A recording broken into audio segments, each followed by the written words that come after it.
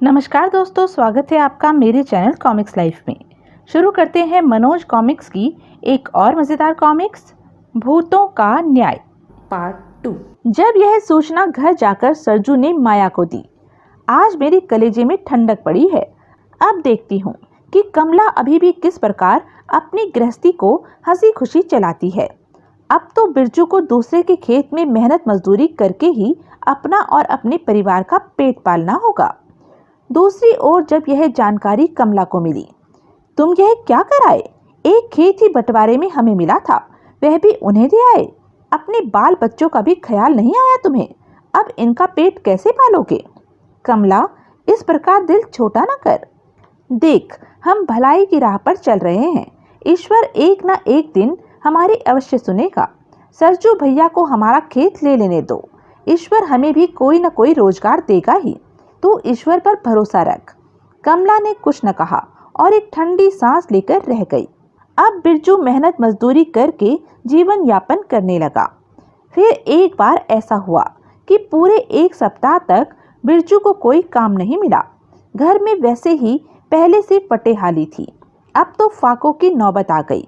2 दिन से बच्चों के मुंह में अन्न का एक भी दाना न गया था। माँ, बहुत भूख लगी है। माँ, खाना दो ना। मेरे बच्चों, मैं तुम्हारे लिए कहाँ से खाना लाऊं? बच्चों की दयनीय हालत देखकर कमला फूट फूट कर रो पड़ी। यह देखकर बिरजू से न रहा गया। वह कमला से बोला, कमला रो मत, मैं अभी बड़े भैया के पास जाता हूँ। उन्हें तो भगवान ने सब कुछ दिया है, मैं उनसे थोड़े चावल मांग लाता हूँ। मुझे तो आशा नहीं है कि तुम्हारे भाई तुम्हें चावल दे देंगे। ऐसा न कहो कमला, भैया कितने भी कठोर दिल सही, आखिर मैं उनका छोटा भाई हूँ, वे अवश्य मुझे चावल देंगे। बिरजू सरजू के पास पहुंचा। आओ बिरजू, आज कैसे हमारे यहाँ का रास्ता भूल गए? भैया, मैं बड़ी मुसीबत में हूँ। कई दिनों से मेरा कहीं काम नहीं लगा है। घर में अन्न का एक दाना भी नहीं है। 2 दिन से बच्चों को खाना तक नहीं मिला है, अतः थोड़े से चावल लेने आपके पास आया हूँ। बिरजू, चावल तुम्हें मुफ्त में नहीं मिलेंगे, चावलों का दाम देना होगा। भैया, अगर मेरे पास पैसे होते तो फिर बात ही क्या थी। मेरे पास तो फूटी कौड़ी भी नहीं है। अपने छोटे भाई को भीख ही दे दो भैया, इतने निष्ठुर न बनो। बिरजू, किसी को भीख भीख देना तो मेरी जन्म पत्री में लिखा ही नहीं है। मेरे यहाँ तो नगद पैसे का धंधा है। खैर, अगर तुम्हारे पास पैसे नहीं है तो पैसे के बदले में अपनी एक आंख फोड़ लो, मैं तुम्हें 5 सेर चावल दे दूंगा। लगता है भैया मजाक कर रहे हैं। वह फीकी हंसी हंसता हुआ बोला, भैया, क्या मुझे काना कर दोगे? बिरजू, चावलों के बदले तुम्हें कुछ त्याग तो करना ही होगा, और फिर एक आंख से भी तुम सारी दुनिया देख सकते हो। सोच लो, आगे तुम्हारी मर्जी है। भाई की बात सुनकर बिरजू हद पर रह गया। बड़े भैया इस तरह मेरी कमजोरी का फायदा उठाएंगे, यह तो मैंने सपने में भी नहीं सोचा था। नहीं, मैं अपनी एक आंख कदापि न फोड़ूंगा। तभी उसकी आंखों के सामने भूख से बिलबिलाते दोनों बच्चों की सूरतें डोल गई। पर अपने जिगर के टुकड़ों को भूख से मरता कैसे देख लूं? मेरी एक आंख जाए तो जाए, मैं अब भैया से 5 सेर चावल लेकर ही यहाँ से जाऊंगा। यह निर्णय लेते ही उसने सरजू से कहा, भैया, मुझे आपकी बात मंजूर है। 5 सेर चावल के बदले में मैं अपनी एक आंख फोड़ने को तैयार हूँ। यह हुई ना कुछ मर्दों वाली बात। तब सरजू बिरजू को एक छोटी सी शीशी देता हुआ बोला, इस शीशी में तेजाब भरा है, इसे अपनी एक आंख में डाल लो। तेजाब आंख में पड़ते ही, आह, शाबाश, यह हुई ना कुछ बात। मैं अभी तुम्हारे लिए 5 सेर चावल तोल कर लाता हूँ। आह। सरजू से 5 सेर चावल लेकर पीड़ा से कराहता हुआ बिरजू अपने घर पहुंचा। यह आपकी सीधी आंख को क्या हुआ? आह, कुछ मत पूछ कमला, मैं अपनी आंख इन चावलों के बदले बड़े भाई के यहाँ फोड़ आया हूँ। कहकर बिरजू ने सारी बात कमला को बताई। पति से सारी बात जानकर, ओह, यह तुमने क्या नादानी की, थोड़ी सी चावलों के लिए अपनी अनमोल आंख फोड़ ली। कमला, अब तुम बातों में समय मत गवाओ और जल्दी से बच्चों के लिए चावल पकाओ। मन में आंसुओं का सागर समाये कमला चावल उबालने चली गई। 5 सेर चावल कुछ ही दिन चले, घर में फिर फाकों की नौबत आ गई। माँ, खाना दो, माँ भूख लगी है। मैं तुम निगोड़ों के लिए खाना कहाँ से लाऊं? असहाय सी कमला बच्चों को पीटने लगी। यह देखकर, कमला, बच्चों को मत मारो, मैं कहीं से कुछ जुगाड़ करके लाता हूँ, कहकर बिरजू झोपड़ी से निकल गया। कुछ देर बाद जब चावल लेकर वापस लौटा, कमला, कहाँ हो तुम? अरे, तुम्हारी दूसरी आंख को क्या हुआ? कमला, बच्चों को भूख से बिलबिलाते मुझसे देखा न गया, अतः मैं अपनी दूसरी आंख भी फोड़कर बड़े भैया से चावल ले आया हूँ। आह स्वामी, तुमने तो अपनी दुनिया ही अंधेरी कर डाली। कमला, दुखी न हो, भगवान जो करते हैं अच्छा ही करते हैं। आंखें होते हुए भीख मांगने में शर्म आती थी, लेकिन अब तो निपट अंधा हो गया हूँ। अतः तुम रोज मुझे कहीं ले जाकर बैठा दिया करना। दयालु लोग कुछ न कुछ भीख मुझे दे ही देंगे। भगवान बड़े दयालु हैं, उन्होंने घर बैठे हमारे गुजारे का उपाय कर दिया है। ओह, क्या यह दिन भी हमारी किस्मत में देखना लिखा था? कमला फूट फूट कर रो पड़ी। कोई और चारा न देखकर बिरजू को वही करना पड़ा जो उसने कमला से कहा था। अंधे को भीख में कुछ देते जाओ भाई। कमला रोज सुबह बिरजू को सड़क के किनारे बैठा आती और शाम को उसका हाथ पकड़कर उसे घर ले आती थी। जो कुछ भीख में मिलता अब वे उसी से गुजर बसर करने लगे। एक दिन की बात है कि कमला को ताप चढ़ाया। ओह, शाम होने को आई, अब मैं बच्चों के बापू को लेने कैसे जाऊं? ताप तेज था, इसलिए कमला बिरजू को लेने न जा पाई। इधर पूरा दिन गुजर गया। कमला आखिर आज मुझे लेने क्यों नहीं आई? बहुत प्रतीक्षा करने के बाद भी जब उसे कमला लेने न आई, लगता है आज कमला मुझे लेने नहीं आएगी। मैं ही टटोल टटोल कर घर तक पहुंचने की कोशिश करता हूं। यह सोचकर वह उठा और टटोलते टटोलते वहां से चल पड़ा। लेकिन उसकी बदकिस्मती कि उसने घर का रास्ता न पकड़कर जंगल का रास्ता पकड़ लिया। कुछ देर बाद ही वह एक बियाबान जंगल में जा पहुंचा। लगता है मैं गलत रास्ते पर चलता हुआ किसी जंगल में आ पहुंचा हूँ। थकान से बदन टूटा जा रहा है, अब मेरे से और आगे चलना असंभव है। रात जब ज्यादा गहरी हो गई तो उस पेड़ पर 4 भूत आए। उन 4 भूतों में से एक भूतों का सरदार था। वह महीने 15 दिन में उस पेड़ पर आकर अपने सेवक भूतों के कार्यों का लेखा जोखा लिया करता था। आज भी भूतों से लेखा जोखा लेने का दिन था, सो पेड़ पर बैठते ही भूतों के सरदार ने बाकी तीनों भूतों से कहा, अब तुम तीनों मुझे क्रमवार बताओ कि तुम तीनों ने किन किन लोगों को तंग किया। पेड़ के ऊपर से आती आवाज को सुनकर पेड़ के नीचे बैठा बिरजू चौंक पड़ा। लगता है इस पेड़ के ऊपर कोई बैठा है। इधर पेड़ के ऊपर, सरदार, पहले मैं बताता हूँ कि मैंने क्या क्या गुल खिलाए हैं। सुनो, दीनापुर गांव में 2 भाई रहते हैं। उन दोनों में भलाई बुराई पर तर्क हुआ। दोनों ने बाजी रखी। छोटा भाई हार गया, मैंने उसे अंधा बनवा दिया। बहुत खूब, अब वह छोटा भाई अंधा ही रहेगा। अब वह भला क्या जाने कि इस पेड़ तले की ओस आंखों पर लगाने से उसकी आंखें ठीक हो जाएंगी। ओह, पेड़ के ऊपर भूत हैं, ये तो मेरी और सरजू की ही बातें कर रहे हैं। उधर पेड़ पर दूसरा भूत कह रहा था, सरदार, मैंने जीतपुर राज्य के सारे नदी नाले, झरने, तालाब, कुएं, बावड़ी सबको सुखा डाला है। वहां पानी के लिए हाहाकार मचा हुआ है। कई कोसों तक पानी का नामो निशान नहीं है।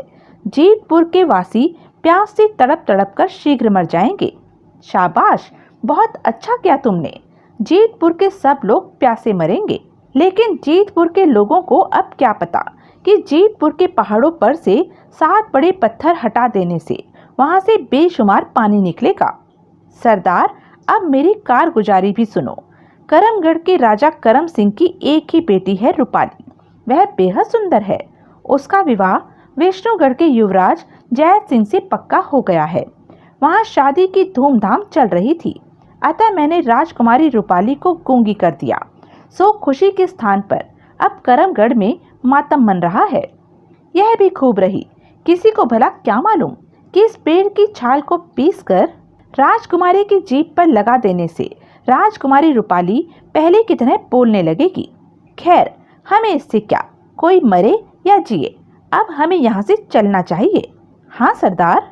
ठीक है, फिर आज से ठीक 15 दिन पश्चात हम लोग फिर इसी पेड़ पर आकर आपस में मिलेंगे। जो आज्ञा सरदार। चारों भूत उसी समय अलग अलग दिशा की ओर उड़ गए। उनके जाते ही भूतों के कहने के अनुसार इस पेड़ के तले की ओस आंखों पर लगाने से मेरी आंखें ठीक हो जाएंगी।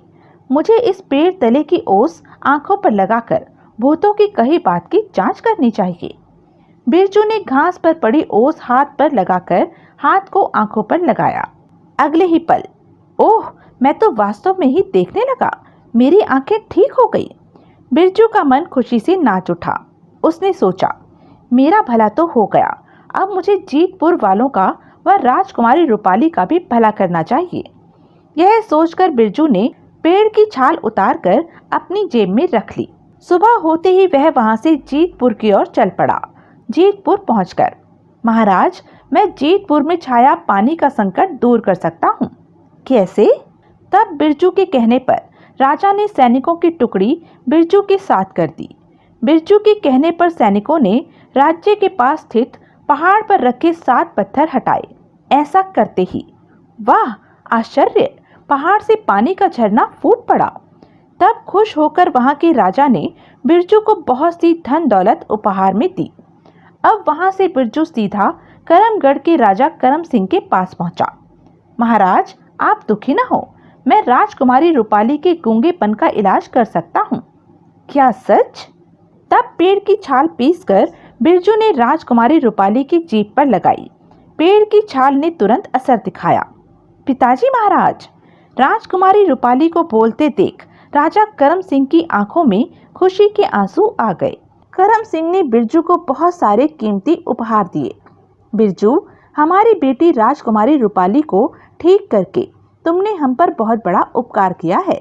इस उपकार के बदले में हम यह रथ और इस रथ में रखी धन संपदा तुम्हें देते हैं। रथ में लदी धन संपदा को लेकर बिरजू अपनी झोपड़ी के बाहर पहुंचा। स्वामी, आप कहाँ चले गए थे और यह रथ किसका है? कमला, मुझे रथ से उतरने दो, झोपड़ी में चलो, मैं तुम्हें सब बताऊंगा। बिरजू रथ से उतरकर कमला के साथ झोपड़ी में चला गया। झोपड़ी में पहुंचकर उसने कमला को सब बातें बताई। सारी बात जानकर, भगवान तेरा लाख लाख शुक्र है, तूने मेरे पति की आंखें भी ठीक कर दी और हमारी गरीबी भी दूर कर दी। कमला, तुझे याद है मैंने एक दिन तुझसे कहा था कि ईश्वर एक दिन हमारी अवश्य सुनेगा, सो आज उसने पुकार सुन ली। इधर ईर्ष्या से जली फूकी माया सरजू से कह रही थी, तुम्हारा अंधा भाई कहीं से आंखें ठीक करवा के और धनवान होकर लौटा है, अतः उससे पूछ कर आओ ना कि उसे यह धन संपदा कहाँ से मिली है। मैं अभी उसके पास जाकर पूछता हूँ। सरजू उसी समय बिरजू के यहाँ पहुँचा। भैया, तुम और इस गरीब की कुटिया में? ऐसा कहकर तू मुझे और शर्मिंदा न कर। मैं बहुत पापी हूँ, मैंने तुझ पर बहुत अत्याचार किए हैं, मुझे माफ कर दे बिरजू। ऐसा कहकर सरजू ने बिरजू के पैर पकड़ लिए। यह देखकर, अरे रे, यह क्या करते हो भैया, आप मेरे बड़े भाई हो, मेरे पैर पकड़कर मुझे शर्मिंदा न कीजिए। बिरजू ने आदर सहित सरजू को उठाया। तब सरजू ने उससे पूछा, इतनी धन दौलत तेरे पास कहाँ से आ गई रे? भैया, यह सब मुझे जंगल के 4 भूतों की मेहरबानी से मिला है। ना मैं जंगल में जाता, ना भूतों के मुंह से सारी बातें सुनता, ना मैं लोगों का भला करता, ना मुझे यह धन संपदा मिलती। कहकर बिरजू ने सारी बातें सरजू को बताई। घर वापस लौटकर वह माया से बोला, माया, आज मैं भी जंगल में जा रहा हूँ, क्या पता भूत मुझे भी मालामाल कर दें। जाओ स्वामी, जरूर जाओ, वहां से आप खूब सारा धन लेकर ही वापस लौटना। सरजू उसी समय जंगल की ओर चल पड़ा। जंगल में पहुंचकर वह उसी पेड़ के नीचे बैठ गया जिस पेड़ के नीचे बिरजू ने रात गुजारी थी। रात होने पर ही भूत यहाँ आएंगे, तब तक मुझे भूतों की प्रतीक्षा करनी होगी। रात होने पर चारों भूत उस पेड़ पर आए और बात करने लगे। भूतों, इस बार हमारा पासा पलट गया। हमने इस बार चारों ओर जो जो गुल खिलाए थे वो सभी मिट्टी में मिल गए। दीनापुर का अंधा बिरजू ठीक हो गया, जीतपुर में पानी का झरना फूट पड़ा और करमगढ़ की गूंगी राजकुमारी रूपाली पहले की तरह बोलने लगी। यह सब कैसे हुआ? सरदार, मुझे लगता है उस रोज जब हम इन लोगों के बारे में आपस में बातें कर रहे थे, तो उस रोज किसी ने छिपकर हमारी बातें सुन ली थी। उसी ने हमारे कारनामों पर धूल फेरी है। यदि ऐसी बात है तो आज भी वह छिपकर हमारी बात अवश्य सुन रहा होगा। सरदार, हम अभी पेड़ से नीचे उतरकर उसे तलाश करते हैं। चारों भूत उतरकर नीचे आए। तो तू है वह जो छिपकर हमारी बातें सुनता है और हमारे कामों में टांगे अड़ाता है। आज हम तुझे जिंदा नहीं छोड़ेंगे, मार डालो इसे। भूतों ने मिलकर सरजू को मार डाला। हा हा हा। सरजू ने हमेशा बुरे काम किए थे, सो उसे बुरे कामों का नतीजा मिल गया। इधर दूसरी ओर बिरजू अच्छे कामों के कारण अपने परिवार के साथ सुखपूर्वक रहने लगा। तो यह थी मनोज कॉमिक्स की एक मज़ेदार कॉमिक्स। ऐसी ही मज़ेदार कॉमिक्स के लिए बने रहें मेरे साथ। और हाँ, मेरे चैनल को लाइक, शेयर और सब्सक्राइब करना ना भूलें। धन्यवाद।